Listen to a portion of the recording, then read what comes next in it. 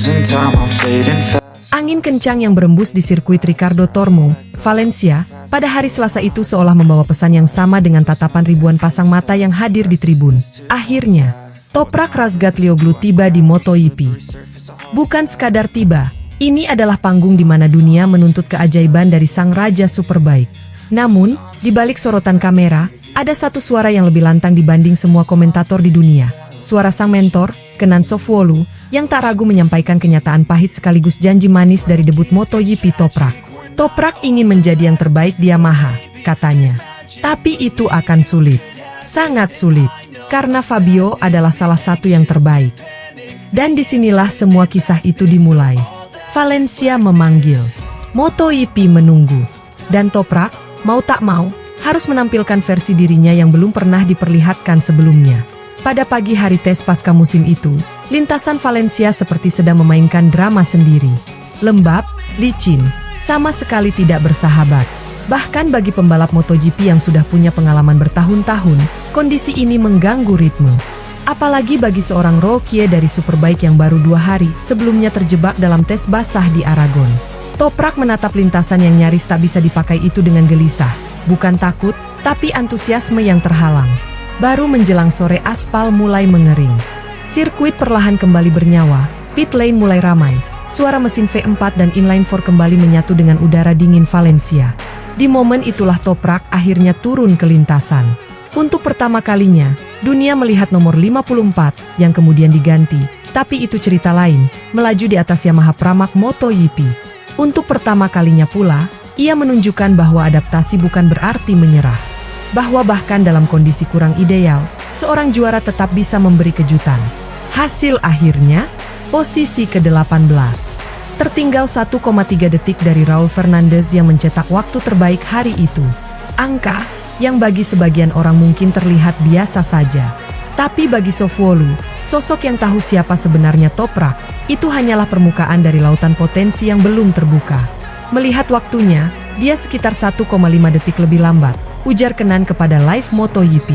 Tapi saya tidak melihat Toprak, kami. Kalimat itu menampar telinga banyak orang, terutama fans Toprak. Tapi dalam keseimbangan antara kritik dan keyakinan, Kenan memberikan gambaran lebih jujur.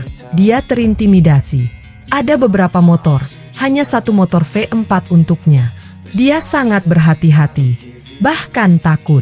Tapi dia tetap ada di sana. Kata, takut, itu terdengar asing. Khususnya jika kita bicara tentang pembalap yang terkenal karena teknik pengereman paling agresif di dunia. Pengereman yang membuat para komentator sering kehabisan kata-kata. Pengereman yang membuat motor-motor Superbike terlihat seperti sepeda BMX dibanding kemampuan Toprak membuatnya melayang, sliding, sampai stop pie di tikungan paling gila sekalipun. Namun di MotoGP, sementara ini, pemandangannya berbeda.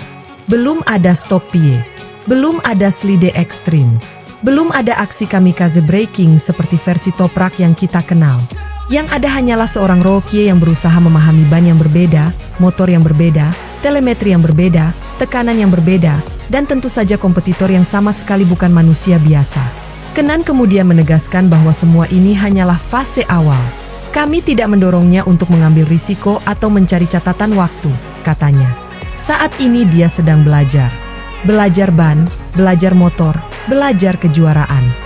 Dalam bahasa lain, jangan harap Toprak mengeluarkan kartu trufnya di hari pertama. Jangan bayangkan ia akan menyalip Fabio Quartararo, Pedro Acosta, atau Marco Bezzecchi di tikungan satu hanya untuk kepuasan visual. Jika saatnya tiba, kami akan mendorongnya, tambah Kenan, memberi isyarat bahwa versi mengerikan Toprak akan keluar, tapi bukan sekarang. Yang lebih menarik adalah bagaimana Kenan melawan semua anggapan bahwa gaya balap Toprak harus berubah demi MotoGP. Banyak yang berpikir dia tak bisa mengerem seperti di Superbike, ujarnya. Tapi semua orang akan lihat bahwa dia akan melakukan hal yang sama. Bahkan saat dia tiba di Superbike, tak ada yang membalap seperti dirinya. Dia akan mengejutkan semua orang. Kalimat itu bukan janji kosong. Kenan bukan manajer biasa. Ia adalah orang yang membangun karir Toprak dari nol. Orang yang melihat sendiri bagaimana anak kurdi kecil itu berlatih dengan motor mini, bagaimana ia jatuh, bangkit, dan jatuh lagi, sampai akhirnya menjadi ikon global. Jika Kenan bilang Toprak akan mengejutkan MotoGP, sebagian besar fans memilih untuk percaya. Karena sejarah menunjukkan, ketika Kenan dan Toprak berjanji sesuatu, itu biasanya terjadi. Menjelang 2026, Kenan mulai menegaskan standar yang lebih tinggi. Ada 4 Yamaha, katanya. Kami ingin menjadi yang terbaik. Ini bukan omong kosong. Ini target realistis yang penuh ambisi. Namun yang membuat pernyataan ini makin dramatis adalah kalimat berikutnya. Tapi itu akan sangat berat, karena Fabio Quartararo adalah salah satu yang terkuat. Quartararo bukan sekadar pembalap Yamaha paling konsisten.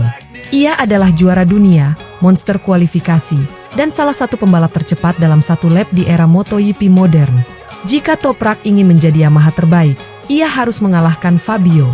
Dan bagi sebagian orang, target ini terdengar hampir mustahil. Tapi buat Kenan, jika Toprak bisa bertarung dengan Fabio, itulah target musim pertama. Bayangkan, bukan menargetkan podium, bukan menargetkan top 10, tapi menargetkan duel langsung dengan Quartararo. Inilah bagian yang membuat banyak fans MotoGP spontan mendongak dari ponsel mereka. Karena sangat jarang ada rookie yang diberi target seberani ini. Sementara itu, di paddock, dukungan untuk Toprak juga mulai tumbuh. Ada yang terkesan dengan aksinya di tikungan 1. Ada yang memuji caranya mengelola bukaan gas.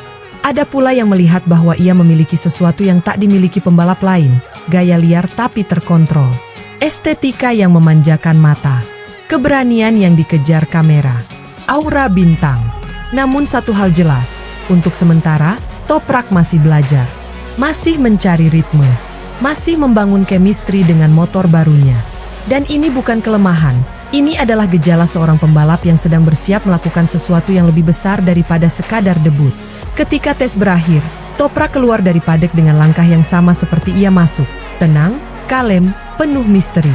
Tidak terlalu banyak bicara. Tidak melebih-lebihkan. Seolah ia tahu bahwa apapun yang terjadi di Valencia hanyalah awal dari petualangan panjang menuju 2026, musim yang bisa menentukan apakah ia akan menjadi legenda MotoGP atau sekadar catatan kaki di sejarah balap. Sementara itu, Sofwolu tetap menjadi suara paling jujur dan paling keras tentang performa anak didiknya. Ia mengkritik tapi juga memuji. Ia menantang tapi juga melindungi.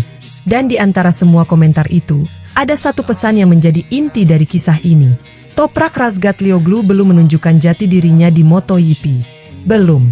Tapi ketika waktunya tiba, ketika ia sudah memahami motor V4, ketika ia mulai melayang, sliding, dan mengerem seperti hanya Toprak yang bisa, mungkin saat itulah MotoGP akan benar-benar merasakan badai Turki yang selama ini hanya menjadi legenda. Karena hari itu akan datang, cepat atau lambat. Dan ketika itu terjadi, hanya ada 2 pilihan, bersiap atau tersapu.